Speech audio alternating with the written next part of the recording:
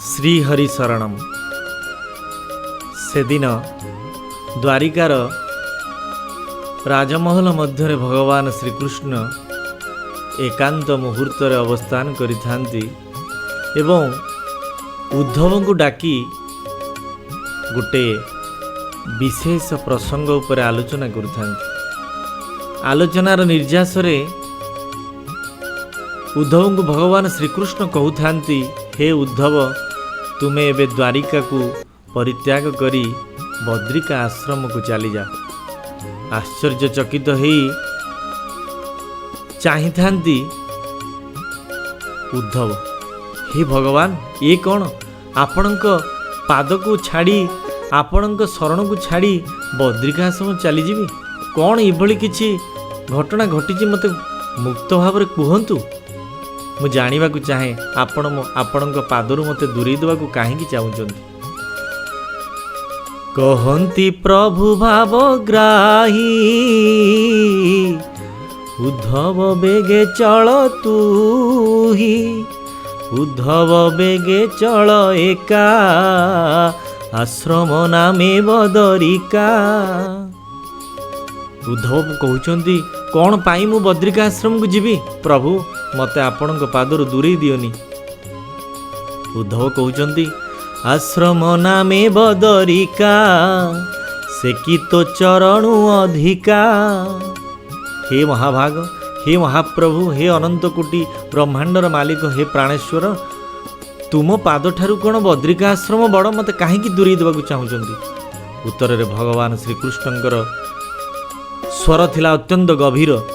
से कहिले, हे उद्धव, तुमे मोर माधुर्य प्रेममय लीला को निकटरे रही अवलोकन करिच, अनुभव करिच, किंतु आगकू मु जेउ लीला रचना करने को जाऊँगी ताहा अत्यंत भयंकर। हठात स्तंभीभूत हो गले उद्धव। कहले, प्रभु, की लीला आपण रचना करने को जाउचंती जहा अति भयंकर? ना हाँ उद्धव, तुमे मोर प्रिय भक्त, तुमको बा लुचेबी कहीं? एबे मु बहुत चिंताग्रस्त जे मो वंशज समस्त दायाद माने मोर महिमा द्वारा, मोर पराक्रम द्वारा गर्वोद्धत होई उठिचंती।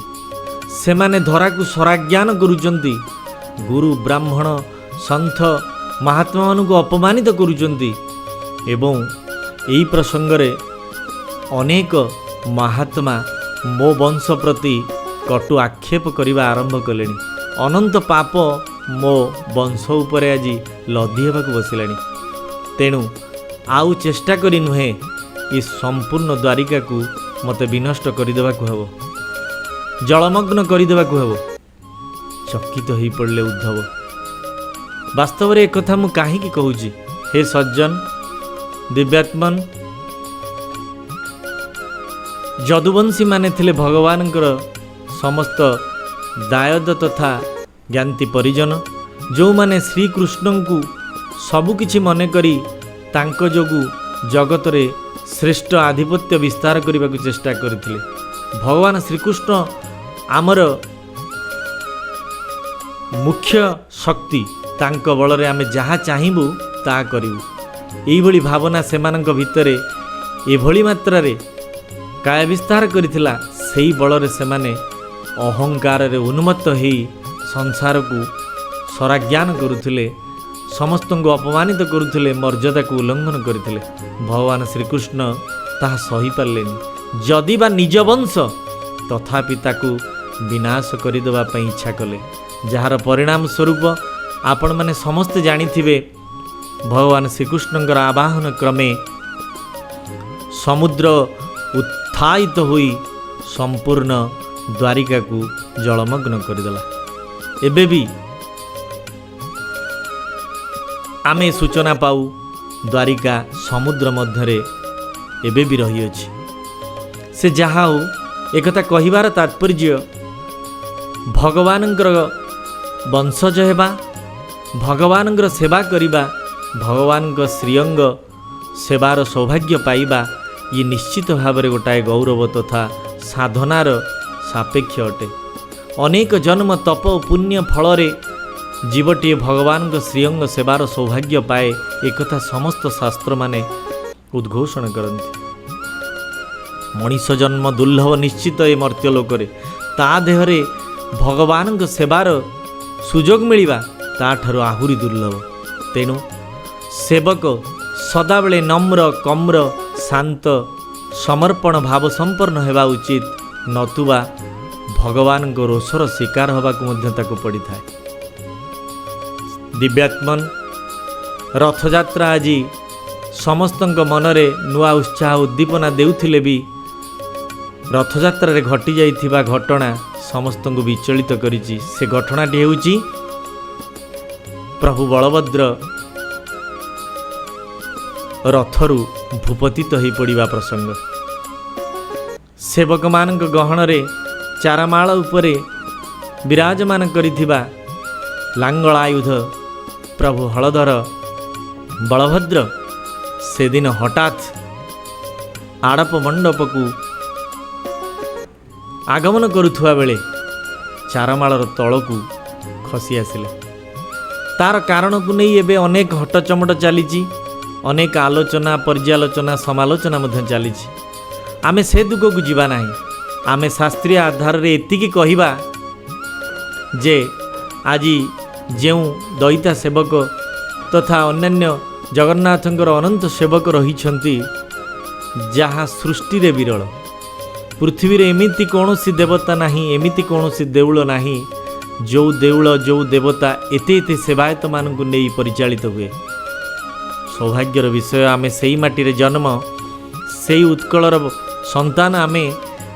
आमे गौरवर सहित एति कहि परिबा आम प्रभुर सबु किछि बड़। आम प्रभु बड़, प्रभुर दांड बड़, प्रभुर धंडा बड़, प्रभुर देउल बड़, प्रभुर सेवक मध्य बड़।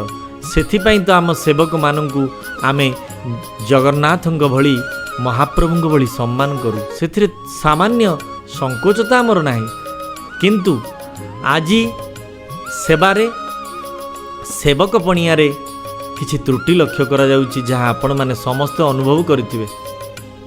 एडे बड़ प्रभुर सेवा करिवार सौभाग्य पाइथिले भी आज सेवक मानक भितर से समर्पण देखिबाकु मिलु नाही। से त्याग, से जोग, से ध्यानस्थ भाव देखिबाकु मिलुनी सेवा उपरे रही। सज्जन एटी कहिबार तात्पर्य जे महाप्रभुंकर सेवा करुथुवा बेले सेवक मानक भितरे अहमिका औद्धत्यता एते बढ़ी जाइछि जे जहाँ प्रभु निजे देखौचंती। केही किछि कहिबा दरकार नाही, प्रभु निजे सूचना दउचंती जे सेवार जदि सामान्य अहमिका रहे, लोक देखेणिया भावना रहे, तेबे से सेवा को आउ से सेवक को प्रभु त्याग करती। श्रद्धा नथिबा पर्वत प्राय जिनिष को भगवान त्याग करती, किंतु श्रद्धायुक्त मुठिए चाउल को भगवान प्रेम रे ग्रहण करती। से दिन कथा मने पकांतु सुदामांकर प्रसंग, जेतेबेले सुदामा निजर प्रिय बंधु भगवान श्रीकृष्ण को दवा पाई 3 मुठा चाउल को 3 मुठा खुद भजा को काख तले लुचई रखिथिले। भगवान श्रीकृष्ण से दिन पचारिथिले, भागवत केते सुंदर भाव रे जगन्नाथ दास उल्लेख करिसेंती। भूमित्र मोर प्राण सखा गोविंद, कियाणी अछ मते देखा गोविंद, मोर भकत प्राणी जेबे गोविंद, मते पूजई मोर भावे गोविंद, सेरेणु मात्र मते देई गोविंद, पर्वत प्राय मुमणई गोविंद, मोर भाव जहि नाई गोविंद, ताहाकु तुच्छ मुमणई गोविंद। एथुरु प्रमाण मिले भगवान रेणुमात्र जिनस को श्रद्धापूर्वक हाथ बढ़े ग्रहण करती, किंतु जदि भाव न थाए पर्वत प्राय जिनस देले भगवान ताकु तुच्छ करती। तेणु सेवा कला बेले सेव्य प्रति सेवक मनरे जदि अनन्य समर्पण भाव न रहे ताहले प्रभु ताकु ग्रहण करती नहीं। जहाँ बलभद्रंक रथरे घटिथिबा ଦୁର୍ଘଟଣାରୁ ପ୍ରତୀତ ହେଉଛି।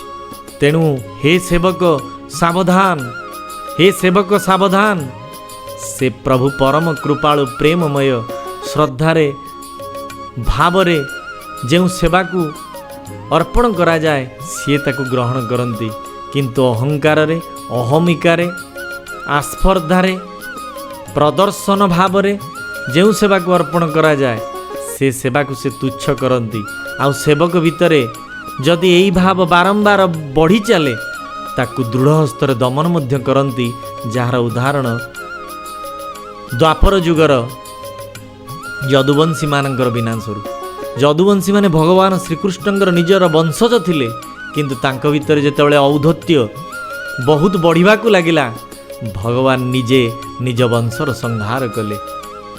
ଯଦିବା ସଂସାର ତାଙ୍କୁ କୂଳବଡ଼ା କହେ, କବୁ ସୂର୍ଯ୍ୟ ବଳଦେବ ରଥ ତାଙ୍କୁ କହିଲେ, କ'ଣ କହିଲେ?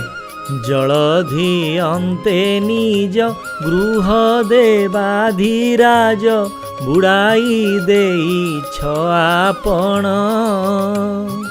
ତୁମ୍ଭରି ସିନା ଘେନ ଆଶ୍ଚର୍ଯ୍ୟ ନୋହେ ଆନ ଜନର ଘର ବୁଢ଼ାପଣ ହେ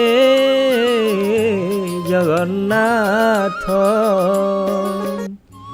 କହିଲେ ତୁମେ ହେଉଛ କୂଳବୁଡ଼ା ଠାକୁର, କିନ୍ତୁ ତାଙ୍କ ପାଇଁ ସମସ୍ତ ଜୀବ ସମାନ। ଯେଉଁ ଜୀବ ଭିତରେ ତ୍ରୁଟି ବିଚ୍ୟୁତି ରହେ ସେ ତାକୁ ଦୃଢ଼ ହସ୍ତରେ ଦମନ କରନ୍ତି। ବିଶେଷତଃ ସେବକ ଭକ୍ତମାନଙ୍କ ଭିତରେ ଯଦି କିଛି ତ୍ରୁଟି ବିଚ୍ୟୁତି ଲକ୍ଷ୍ୟ କରାଯାଏ ତାକୁ ପ୍ରଭୁ ଦୃଢ଼ ହସ୍ତରେ ଦମନ କରନ୍ତି ଆଉ ଚେତେଇ ଦିଅନ୍ତି। ତେବେ ଆମେ ଅନୁଭବ କରିବା ମହାପ୍ରଭୁ ଜଗନ୍ନାଥ, ପ୍ରଭୁ ବଳଭଦ୍ର ଏହିସବୁ ଘଟଣା ଦ୍ୱାରା ଆମକୁ ସେବକମାନଙ୍କ ପ୍ରତି ଇଙ୍ଗିତ କରି ସୂଚିତ କରୁଛନ୍ତି, ହେ ସଂସାରର ସମସ୍ତ ଶ୍ରଦ୍ଧାଳୁ ଭକ୍ତ ସେବକମାନେ, ଯଦି ସେବାରେ ତମର ସମର୍ପଣ ଭାବ ରଖୁନାହଁ ତମକୁ ଦଣ୍ଡ ଭୋଗିବାକୁ ପଡ଼ିବ। ତେଣୁ ବଳଭଦ୍ରଙ୍କର ଏଇ ଯେଉଁ ପ୍ରତିକ୍ରିୟା ଚାରମାଳ ଉପରେ ତାହା ସୂଚିତ କରୁଛି ବୋଧହୁଏ ଆମ ସେବାରେ ସେବକ ପଣିଆରେ କିଛି ତ୍ରୁଟି ରହିଯାଇଛି।